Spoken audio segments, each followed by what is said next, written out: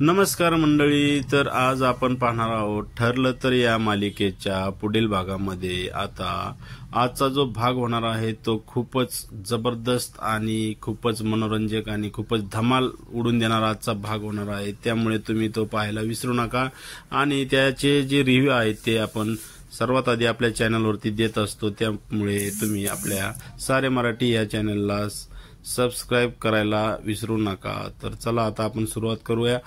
जेव्हा अर्जुन सकाळी नाश्ता करून ऑफिसला जायला निघालेला असतो तेव्हा घरातील सर्व मंडळी तिथे बसलेले असतात आणि त्याला ते बोलत असतात। तेव्हा अर्जुन त्याच्या आईपाशी जाऊन म्हणतो की मम्मा, तुम्ही सगळे लोक जरी ह्या तन्वीच्या प्लॅन मध्ये अडकला असताल तरी मी अडकणार नाही आणि मी तिचा खोटेपणा एक ना एक दिवस तुमच्या सर्वांसमोर आणणारच। तेव्हा तन्वी तिथे उभ्या असती आणि ती जोरात अर्जुनवरती ओरडती की मी काय खोटेपणा केला आहे, तुम्ही जसं खोटेपणानं कॉन्ट्रॅक्ट मॅरेज केलं आहे तसं तर मी काही केलं नाही ना। तेव्हा ती असं बोलते तेव्हा अर्जुनला खूप तिचा राग येतो आणि अर्जुन तिच्यावर मोठ्याने ओरडतो, जस्ट शट अप यू, आणि ती तिथे थांबून रडायला लागते। तेव्हा तो कल्पनाला म्हणतो की मम्मा, तुम्ही जसं मिसेस सायलीला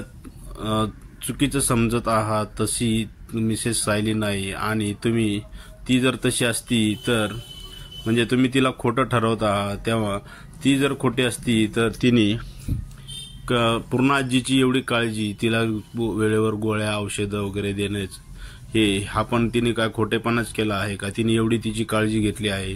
तेव्हा पूर्ण आजीलाही सायली आठवू लागते आणि सायली तिची किती सेवा करायची आणि तिला वेळच्या वेळेवर पूर्ण गोळ्या औषधं वगैरे द्यायची, हे पूर्ण आजीला आठवत असतं। आणि आता तो म्हणतो की जेव्हा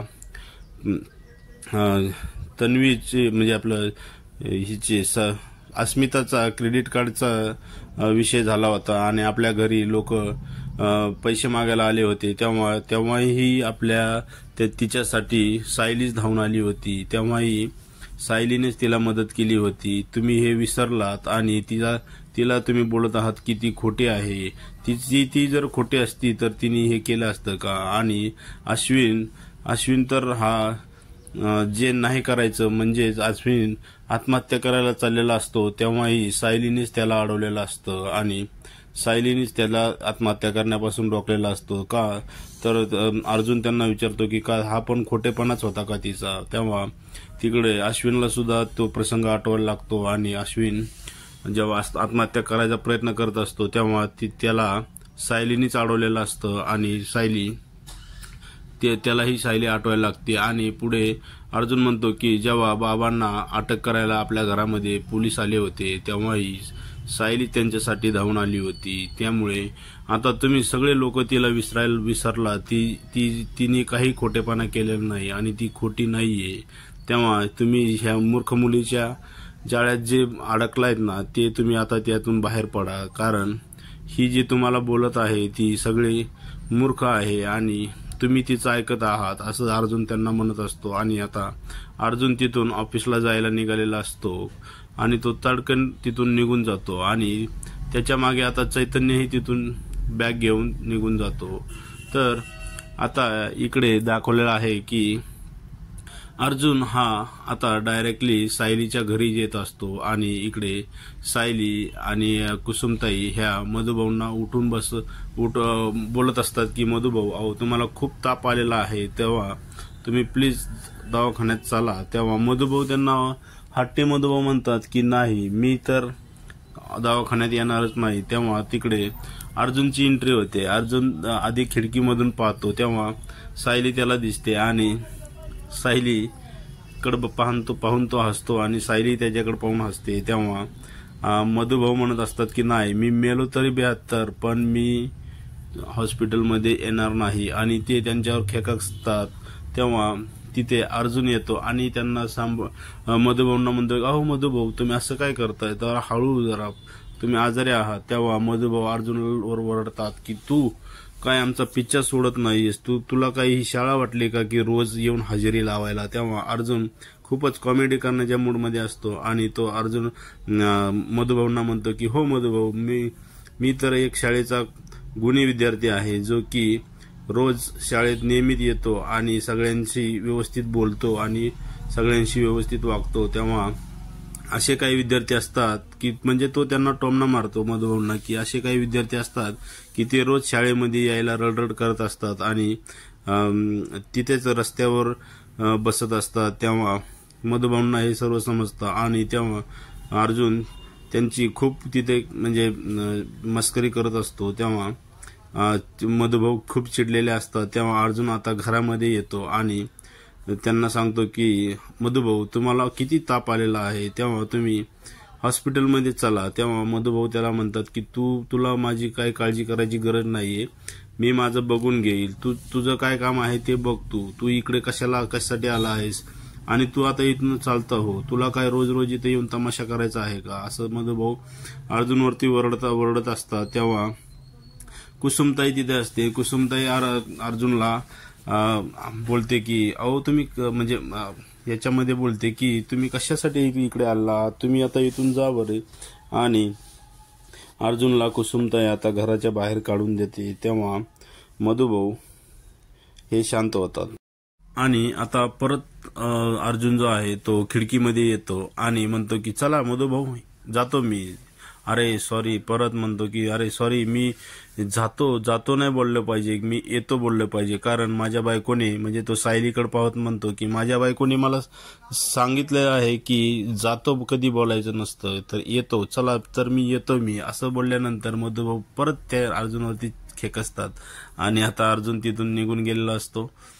अर्जुन तिथून निघून गेल्यानंतर आता इकडे कल्पनाच्या घरी एक डिलिव्हरी बॉय आलेला असतो आणि त्याने एक पेड्याचा बॉक्स आणि त्याच्यासोबत एक चिठ्ठी आणलेली असते. तेव्हा अर्जुन तिथे तन्वी आणि पूर्णाजी बसलेले असतात. तेव्हा पूर्णाजी म्हणतात की अगं कल्पना, काय आहे त्या बॉक्समध्ये. तेव्हा कल्पना म्हणते की काहीतरी मिठाई आणि एक लेटर आहे. तेव्हा तन्वी म्हणते की कल्पना तू ते लेटर वाचून दाखव, म्हणजे आपल्याला समजेल की ही मिठाई आपल्यासाठी कोणी पाठवली आहे. तेव्हा कल्पना ते लेटर वाचायला चालू म्हणजे वाचते. तेव्हा तिच्या लक्षात येतं की ते लेटर हे त्यांना महिपत शिकरे यांनी लिहिलेलं असतं आणि ते अर्जुनसाठी लिहिलेलं असतं की महिपत शिकरेने लिहिलेलं असतं की मिस्टर अर्जुन, जेव्हा तुमच्या सासऱ्यांना म्हणजे मधुभाऊंना जामीन मिळाला होता तेव्हा तुम्ही माझ्यासाठी मिठाईचा बॉक्स पाठवला होता आणि आता मी तुमच्यासाठी मिठाईचा बॉक्स पाठवत आहे, कारण की आता माझी मुलगी ह्या खुनाच्या आरोपातून पूर्णपणे मुक्त होणार आहे. तेव्हा तुम्ही आता इथून पुढे तुमच्या सासऱ्याला वाचवण्यासाठी ताकद लावा. आणि हे सर्व कल्पना वाचत असते. तेव्हा तिकडे पूर्णाजी तिला म्हणते की अगं हा काय प्रकार आहे, हे असे गुंड लोक आपल्या घरापर्यंत कसे काय यायला लागले आहेत. तेव्हा तिथे तन्वी असते आणि तन्वी म्हणते की तन्वीला तर खूपच आनंद होतो हे ऐकून आणि तिच्या मनात ते खूप आनंदाच्या उकळ्या फुटतात आणि ती म्हणते की आता महिपत शिकरेनी तर सिक्सर मारलाय, आता मला तर सेंचुरीज मारावं लागेल. आणि ती उठून उभा राहते आणि कल्पनाला म्हणते की कल्पना, तू काही काळजी करू नको, मी आताच माझ्या पप्पांना सांगून या गुंडांचा सगळा बंदोबस्त करायला सांगते. तेव्हा पूर्णाजी म्हणते की अगं कल्पना तन्वी, तू त्यांना रविवार यांना फोन नको करूस, कारण ते आता पुण्याला आहे. तेव्हा तन्वी म्हणते की कल्पना तू पूर्णाजीला घेऊन जा आणि मी माझ्या पप्पांना फोन करून ह्या अशा गुंड जे आपल्या घरापाशी आता घराच्या मध्ये यायला लागलेले आहेत त्यांचा मी बंदोबस्त करायला लावते.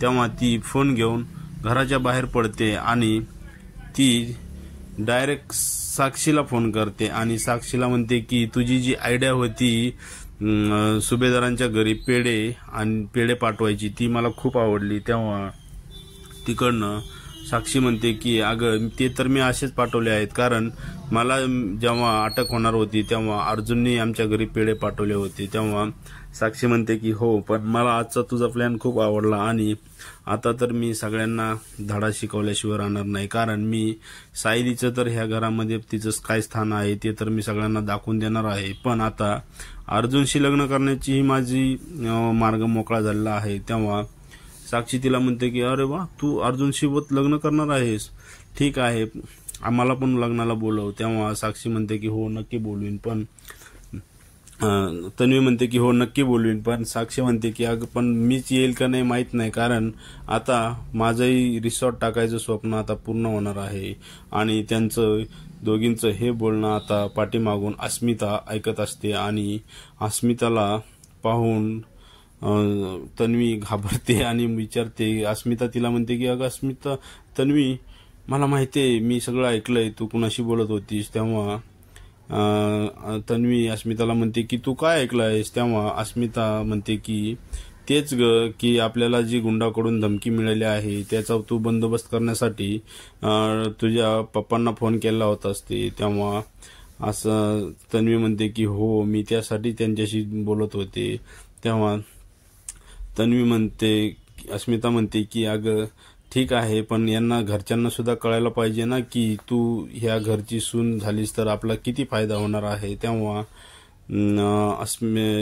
तन्वी खूप खुश होते आणि अस्मिताला म्हणते की अगं तुझ्या तोंडात चॉकलेट आईस्क्रीम पडो. तेव्हा अस्मिता म्हणते की अगं हो, ते तर आहेच, घरामध्ये आपल्या फ्रीजमध्ये ठेवलेले आहे, तेव्हा चल आता आपण दोघी जाऊन खाऊ. आणि तिला घेऊन घरामध्ये जातात.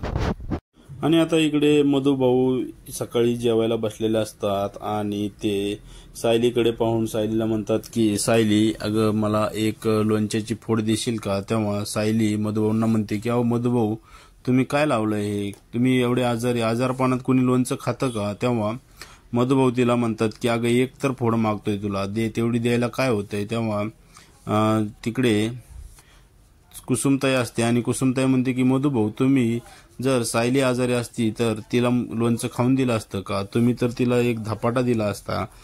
तेव्हा सायली त्याला मधुभाऊंना म्हणते की मधुभाऊ, मी तुम्हाला लोणचं नक्की देईल, पण आज नाही, मी उद्या देईल, कारण आणि एका अटीवरती की तुम्ही माझ्यासोबत हॉस्पिटलमध्ये येताल. तेव्हा मधुभाऊ चिडतात आणि म्हणतात की तुझं लोणचंच नको मला, आणि असं बोलून ते जेवतात. तेव्हा आणि आता इकडे अर्जुन बाहेर म्हणजे जनता काय म्हणतात त्याला, जनता चाळीच्या बाहेर एक फ्री मेडिकल कॅम्प घेऊन आलेला असतो आणि तो स्पीकरमध्ये ओरडत असतो की चला चला, ज्यांना काही जे कुणी लोक आजारी आहे त्यांच्यासाठी मी फ्री मेडिकल कॅम्प आणलेला आहे आणि सगळेजण लवकर या आणि आपले चेकअप करून घ्या, फ्री, बिलकुल फ्री.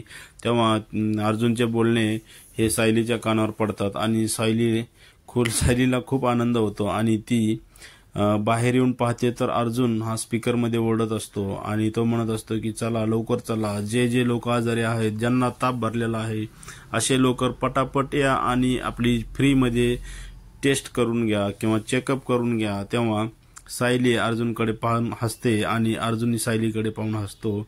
आणि आता पुढे मधुभाऊ आणि कुसुमताई घराच्या बाहेर येतात आणि मधुभाऊ म्हणतात की ह्याला ना नुसता लोकांसमोर तमाशा करायला आवडतो, तेव्हा याला इथे येऊन काय बोलायची गरज नाही किंवा हा कॅम्प लावायची गरज नाही. मला माहित आहे की हा मुद्दामून आपल्याला त्रास देण्यासाठी जिथे आलेला आहे. तेव्हा कुसुमताई मधुभाऊंसाठी बोलते की अहो मधुभाऊ, खरं आहे, हा किती लाजीरवाना गोष्ट करीत आहे अर्जुन. तेव्हा मधुभाऊ कुसुमला म्हणतात की हो, तू तर राहू दे, आता तू काय बोलू नको पुढचे.